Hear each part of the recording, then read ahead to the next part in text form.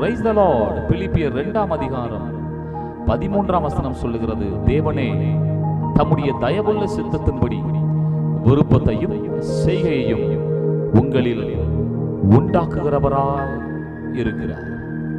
அன்புக்குரியவர்களே, அநேகர் இப்படி சில கேள்விகளை கேட்பதுண்டு.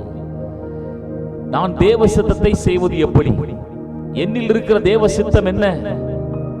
இந்த தேவ சித்தத்தை புரிந்து கொள்வது எப்படி?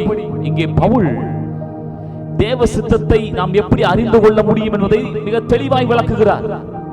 ஏனென்றால் அவர் ஒரு நாளிலே அவர் ரட்சிக்கப்பட்ட பொழுது கேட்ட முதல் கேள்வி, ஆண்டவரே நீர் யார்? இரண்டாவது கேள்வி, ஆண்டவரே நான் என்ன செய்ய சித்தமாயிருக்கிறீர்?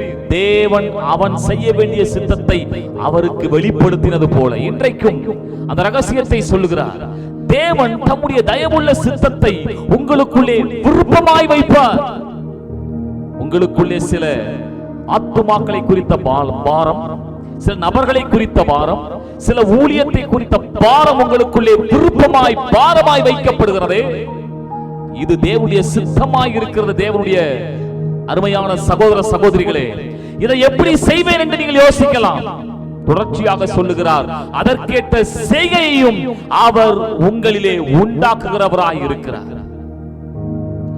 பிரியமானவர்களே, நமக்குள்ளே விருப்பத்தை வைத்து அந்த சித்தத்தை வைத்து அந்த சித்தத்தை செய்து முடிக்க முடியாத செய்கையும் வல்லமையும் பலனையும் சகலவற்றையும் கொடுத்து அவரே அதை உண்டாக்குகிறவராய் இருக்கிறார்.